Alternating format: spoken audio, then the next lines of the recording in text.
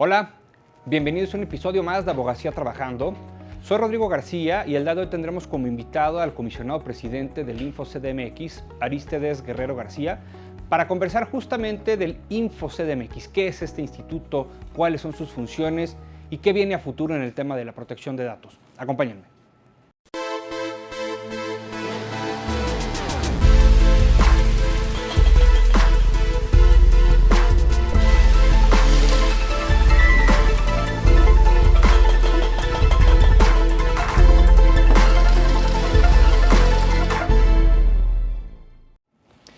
Arístides, bienvenido a Abogacía Trabajando.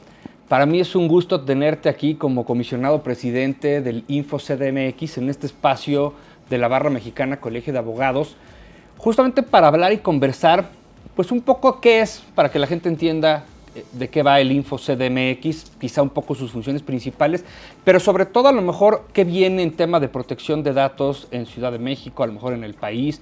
¿Qué cuestiones de inteligencia artificial traes? Vamos, por supuesto, platicando sobre la marcha. Entonces, sin más, te preguntaría quizá para que la gente, insisto, esté un poquito alineada en cuanto a qué es. ¿Qué es realmente el InfoCDMX? El Info de la Ciudad de México es un organismo constitucional autónomo. ¿Qué significa esto?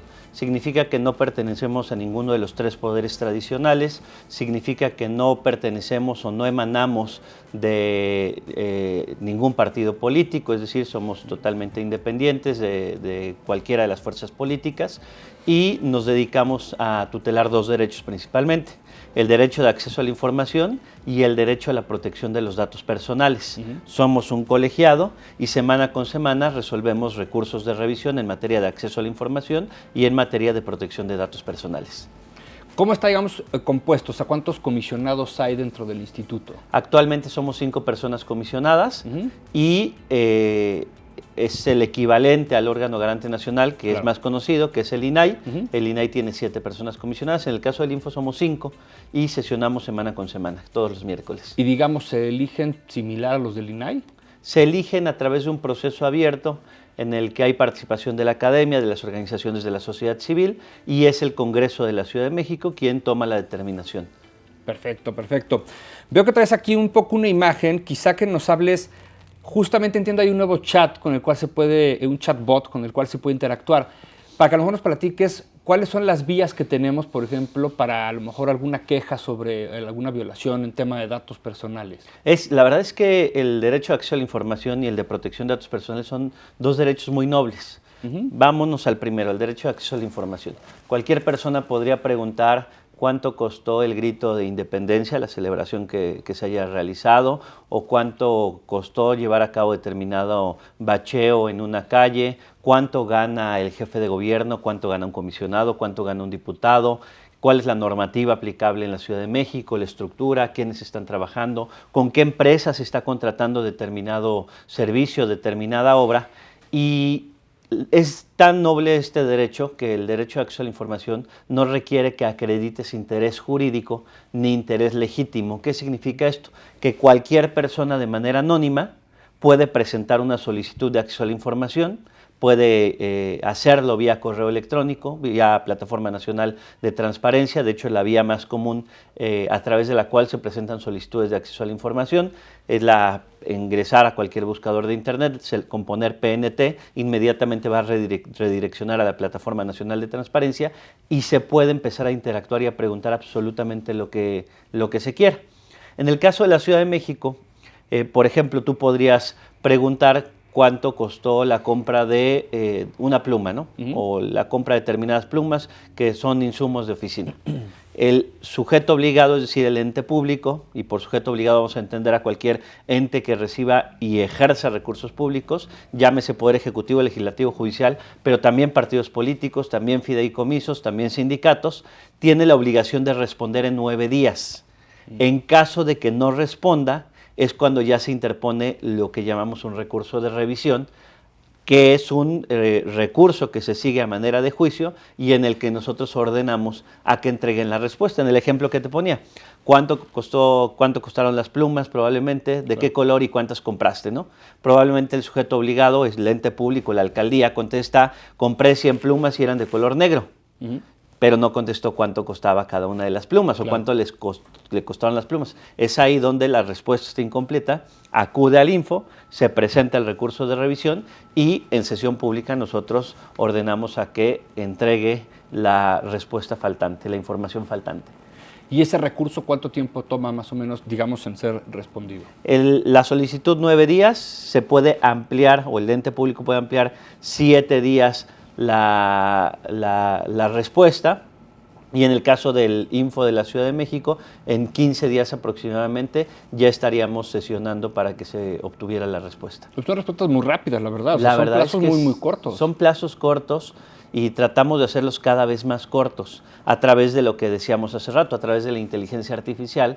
Hoy en día, si bien la mayoría de solicitudes de acceso a la información se están entregando vía Plataforma Nacional de la Transparencia, estamos innovando a través de inteligencia artificial. Hoy en día, seguramente habrás escuchado, tu audiencia habrá escuchado la existencia del ChatGPT. Entonces, pensando en el ChatGPT, dijimos, ¿por qué no hacemos uso de la inteligencia artificial de manera positiva y lanzamos un chat que se denomina TIC? ¿Y ese cómo funciona? Es decir, a ese chatbot también le puedo preguntar determinada información, está limitado, no porque no sepa a lo mejor la respuesta, sino porque por seguridad no me puede dar una cierta respuesta de algo que yo pregunte. Como toda inteligencia artificial, es un chat que se encuentra en entrenamiento y entre más empiece a preguntar a la gente, más información va a ir acumulando. Buenísimo. Es tan sencillo como si se pudiera acercar la cámara y cualquier persona capturar el código QR que se encuentra en pantalla, te remite directamente, es un chat de WhatsApp, y podrías empezar a preguntarle. Entonces, una vez que empiezas a preguntar, pues tú podrías, inmediatamente va a arrojar un aviso de privacidad, porque está elaborado con un enfoque de privacidad desde el diseño, es decir, buenísimo, no acumula datos personales, y una vez que le empieza a interactuar con el chat, tú puedes ya preguntarle de manera directa. Podrías preguntarle cuánto gana un diputado, podríamos hacer más el ejercicio en este momento. Vez, claro. Podrías preguntarle cuánto gana un diputado, podrías preguntarle cuánto gana un comisionado, podrías, si necesitas información urgente, que te encuentras en el metro, vas caminando y necesitas el mapa del metro, le puedes decir, dame el mapa del metro, y te va a arrojar el mapa del metro. Incluso podrías preguntar información que ya alguien ha preguntado. Una muy recurrente: ¿cuánto costó el concierto de los Tigres del Norte? Entonces, tú podrías ahorita preguntarle al chat cuánto costó el concierto de los Tigres del Norte de 9 días que contempla la ley de la Ciudad de México.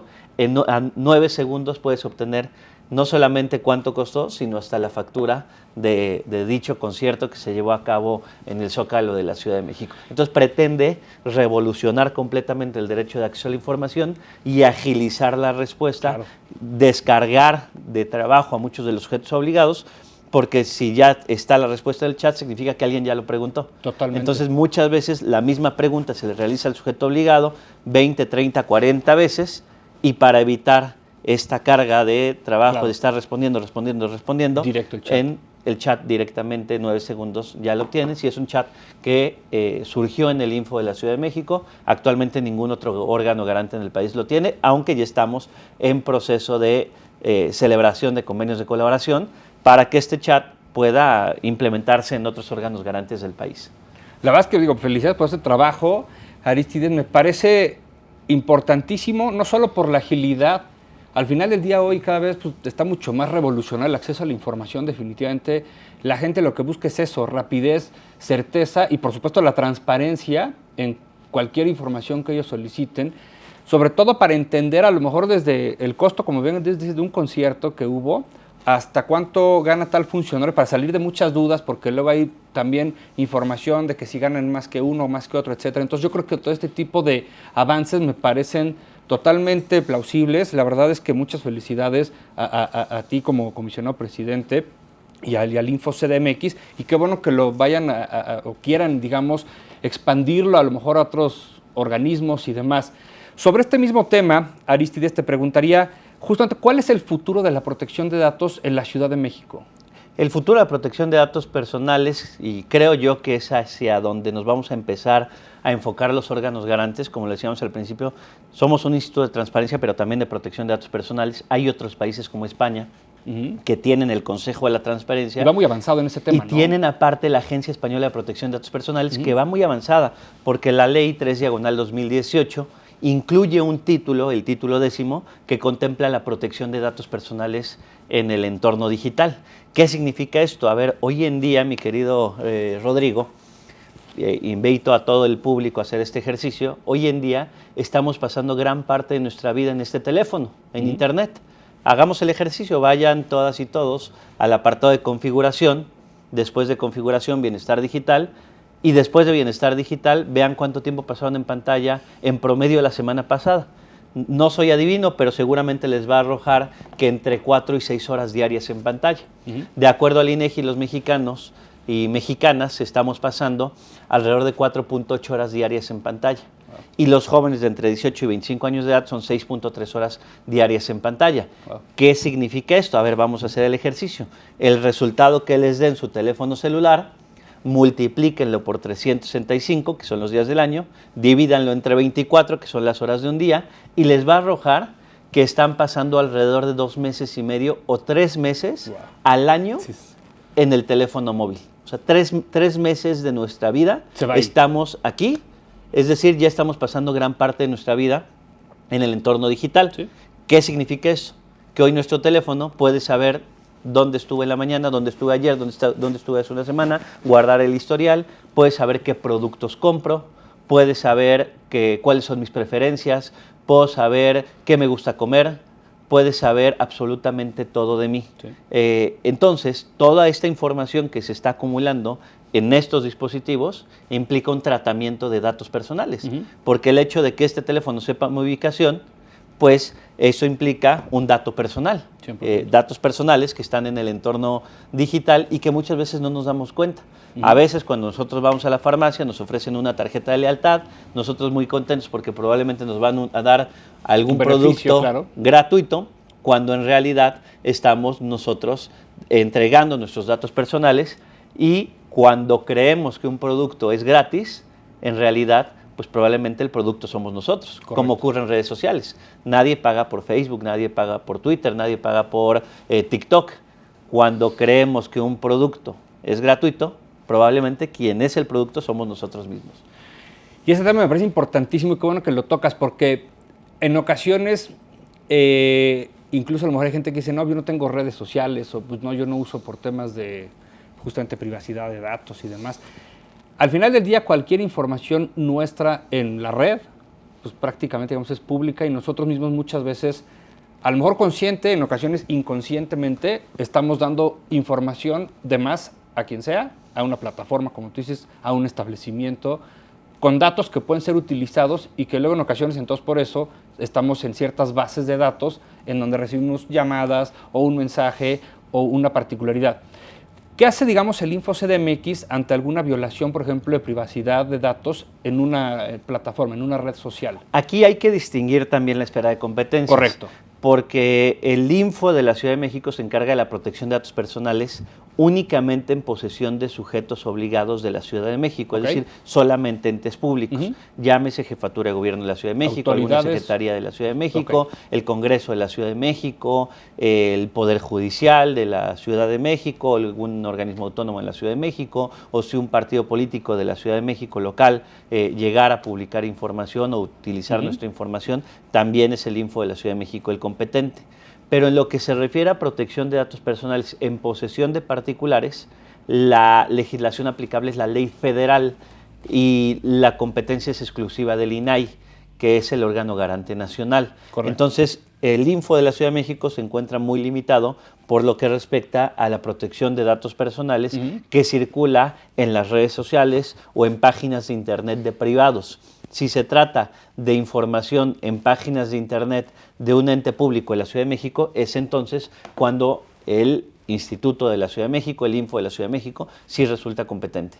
Digamos, ante alguna violación a la plataforma, no sé, del Instituto Electoral, por ejemplo, en Ciudad de México, ¿ustedes actúan de manera inmediata o necesitan que alguien, digamos, ejerza cierto derecho para que ustedes puedan actuar ante esa violación? Existe la doble posibilidad, pero el mayor número de casos es a través de alguna denuncia en materia de protección de datos personales que pueda hacer alguna persona que se sienta vulnerado. Por ejemplo, alguna página de internet sube la imagen o utiliza la imagen de manera indebida o circula información, como lo puede ser nuestro nombre, nuestro domicilio o alguna información adicional, es en donde se está generando una vulneración a los datos personales. Ocurre, por ejemplo, o ocurrió en un instituto electoral de una entidad federativa, en donde el propio instituto electoral hace pública la lista de candidaturas que participaban para ser diputadas y diputados,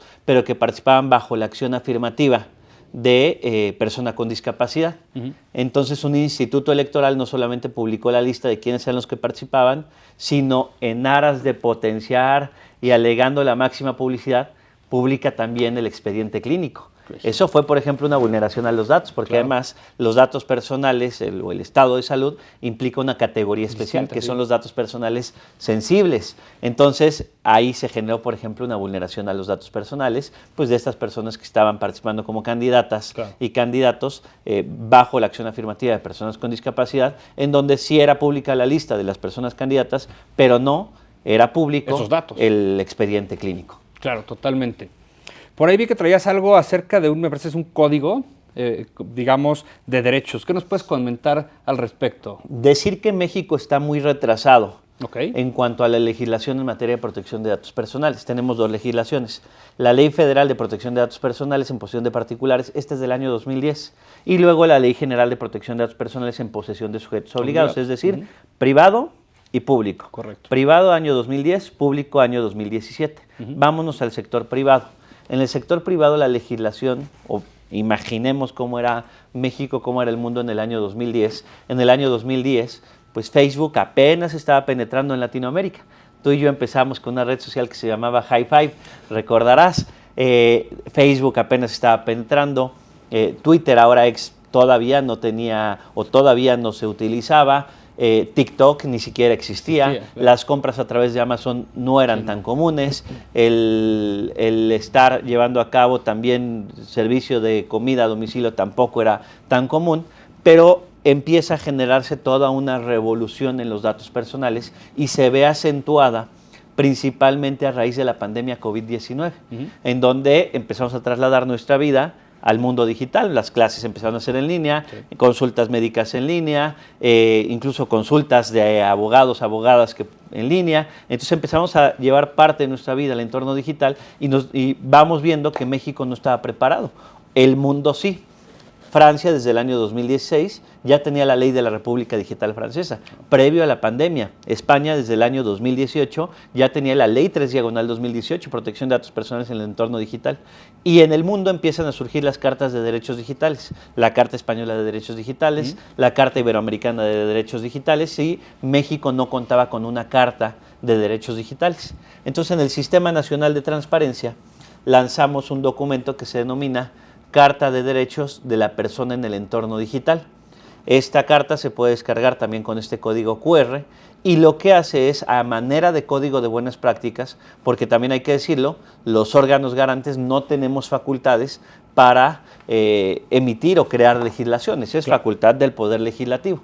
Entonces, como Sistema Nacional de Transparencia, todos los comisionados, comisionadas de todo el país, en la Comisión de Protección de Datos Personales, la cual estuve coordinando, lanzamos este documento que es Carta de Derechos de la Persona en el Entorno Digital, utilizando sí como modelo la Carta Española, pero incluso esta carta es más o presenta un catálogo de derechos más amplio que la propia Carta de Derechos Digitales Española. Incluye un capítulo que es para personas en situación de vulnerabilidad, en el entorno digital, incluye un capítulo de inteligencia artificial e incluye un capítulo de neuroderechos, que incluso fue elaborado con el acompañamiento de Rafael Yuste. Rafael Yuste incluso ha estado difundiendo esta carta como uno de los primeros documentos que, si bien no es de tipo legislativo, sí puede servir como insumo para una futura reforma a la Ley de Protección de Datos Personales en posesión de particulares, la cual, desde mi punto de vista, sí resulta totalmente urgente. Sí, además, La verdad es que este tipo, o sea, nuestro referente, y lo acabas de decir, yo creo que es y debe seguir siendo pues, países europeos. Al final del día están mucho más avanzados en este tipo de legislaciones y yo creo que el legislativo en México tendría que basarse en este tipo de regulación que ya existe, que aparentemente sirve. Al final del día, pues digo, esto va avanzando muy rápido y por supuesto que quizá nada vaya a estar nunca adecuado a la realidad, pero por lo menos tener bases y una regulación un poquito más sólida, sobre todo más actualizada. Digo, hablabas del 2010, estamos hablando ya de estos 14 años en donde definitivamente mucho ha cambiado a lo largo de este tiempo. Y va a seguir cambiando. Y creo que hay que voltear a ver al mundo, ¿Sí? porque el derecho, nuestra profesión, que es la más antigua del mundo, o de las más antiguas del mundo, va a seguir evolucionando. Y la problemática que vivíamos en el entorno físico ahora se va a vivir en el entorno digital. Sí, Europa puede ser un referente, el Reglamento Europeo de Protección de Datos Personales, pero también voltear a ver a otros países, Asia, Estados Unidos. Apenas este mes acaba de publicar la ley denominada Ley Elvis, que es una ley que justamente tutela la propiedad intelectual a través de la inteligencia artificial. Entonces que sí, al final del día nos tenemos que ir adaptando y como tú dices, la evolución va a seguir no solo en el derecho, sino en la vida cotidiana y tenemos que estar preparados para ese tipo de cambio, ese tipo de evolución. Te iba a preguntar, aparte de todo esto, ¿de qué otra manera está, digamos, el instituto relacionado o vinculado con la sociedad? Estamos haciendo unos ejercicios bien interesantes porque decidimos dejar de ser comisionados de escritorio y empezamos a salir a las calles. Y, por ejemplo, apenas hace poco sesionamos en la antigua cárcel de mujeres. Imagínate una sesión del Info en la antigua cárcel de mujeres. Fue muy emblemático, claro, porque fue una cárcel en Santa Marta, Catitla, que hoy es una universidad, la Universidad Autónoma de la Ciudad de México, en donde se generaron diversas vulneraciones a los derechos humanos. Sesionamos ahí, en la universidad, y entonces empezamos a sesionar ya en las universidades, que es un ejercicio, ya fuimos tanto públicas como privadas, a la UNAM, al Tecnológico de Monterrey, a la Universidad Rosario Castellanos, a diversas universidades, y ello implica pues acercar el derecho de acceso a la información a la sociedad y a través de sesiones que también hemos estado llevando a cabo en las alcaldías. En la plaza pública, en lugar de sesionar en las instalaciones del Info, llevamos al Info a la plaza pública y buenísimo, por lo menos los vecinos se están acercando y dicen, oye, ¿qué están haciendo estos? Claro. Y van conociendo la actividad que desarrolla el Info de la Ciudad de México. ¿Qué otros proyectos o iniciativas traen, digamos, en curso en el Info CDMX? Pues últimamente estamos ya trabajando con resoluciones con uso de inteligencia artificial, que creo que puede revolucionar completamente el derecho. ¿Sí? Y puede revolucionar, por ejemplo, una sentencia. O sea, si este modelo se sigue por el Poder Judicial, imagínate una sentencia en la que hoy en día, que ya la mayoría o muchas de ellas no solamente están en papel, sino en digital, esta resolución, por ejemplo, tiene un código QR y al momento de capturar el código QR o dar clic a las palabras clave, te va a redireccionar a resoluciones del Info con una temática similar. ¿Para qué nos va a servir? No significa que vaya a ser un robot el que haga la resolución. Va a seguir siendo un proyectista, un ser humano quien lleve a cabo la resolución. Pero la inteligencia artificial nos va a servir como un control de calidad. Claro. En el momento en el que cualquier persona le da clic, por ejemplo, a esta resolución que es de presupuesto participativo, pues va a poder ver otras resoluciones con una temática similar y de esta manera ver si los comisionados, comisionadas, el Info, está resolviendo una temática similar con un criterio similar. Claro. Y esto sirve como control de calidad. Imagínate esto aplicado al Poder Judicial. Ver que efectivamente el juez esté aplicando el mismo criterio para casos similares. Sí, siendo el factor humano quien lleva a cabo la proyección, el propio secretario de estudio y cuenta, pero siendo la inteligencia artificial una herramienta que sirva como control de calidad. Sí, aprovechar la inteligencia artificial, lo que tú dices, no para que suplante, vamos a llamar, esa labor del ser humano, del proyectista, sino en beneficio de tener a lo mejor una resolución que haga match a lo mejor con otra que ya hubo un previo y definitivamente incluso se traduce hasta en agilidad. Claro, totalmente, y ser congruente, que sea congruente la propia resolución que ya se haya emitido en determinada materia, pues con otra resolución que está emitiendo o otra sentencia que está emitiendo el propio juzgador. Entonces creo que la inteligencia artificial, o no pretendemos que haya un juez robot, claro, pero lo que pretendemos es que sí haya un control de calidad a través de la tecnología que hoy en día está generando una explosión importante en el mundo. Y que la va a seguir Y la va a generando, seguir definitivamente. Aristide, nos están quedando escasos 2 minutos. Te pediría una reflexión final respecto al tema o a las dos divisiones que mencionas. Tema protección de datos y tema acceso a la información, para que la gente realmente también aproveche todo este tipo de herramientas tecnológicas en las cuales ustedes como instituto están trabajando y que realmente entonces tengamos la facilidad de conocer mucho más información y por supuesto de estar seguros de cómo proteger nuestros datos ante alguna violación, en este caso de una autoridad. El Info tiene justamente el objetivo de revolucionar completamente el derecho de acceso a la información y a la protección de datos personales. Déjenme platicar también que acabamos de presentar una iniciativa de ley. ¿Y vas a decir por qué?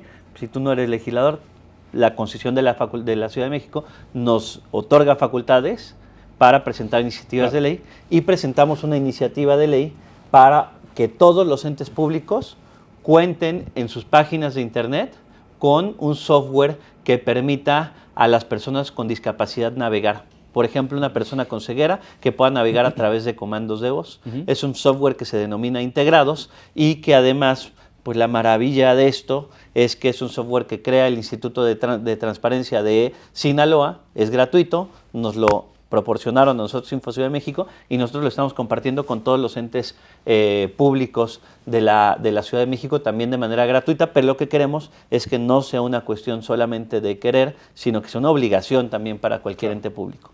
Sí, está buenísimo, sobre todo por un tema de inclusión, concretamente, porque muchas veces justamente esta población pues a lo mejor tiene el acceso, pero en efecto pues, no puede a lo mejor estar tan al tanto en ciertos sitios web y demás. Pues no me queda más que agradecerte, estimado Arístides, por haber estado con nosotros. De verdad, para mí es un privilegio tener al comisionado presidente del Info CDMX. Por supuesto, las puertas están abiertas en tu espacio en la Barra Mexicana las veces que quieras. Muchísimas gracias por la oportunidad, mi querido Rodrigo. Y bueno, este espacio resulta formidable justamente para poder interactuar con sí, abogadas, abogados, pero también con la sociedad en general, porque el derecho, pues el derecho es absolutamente para todos y muchísimas gracias a la Barra Mexicana de Abogados y Abogadas. Muchas gracias.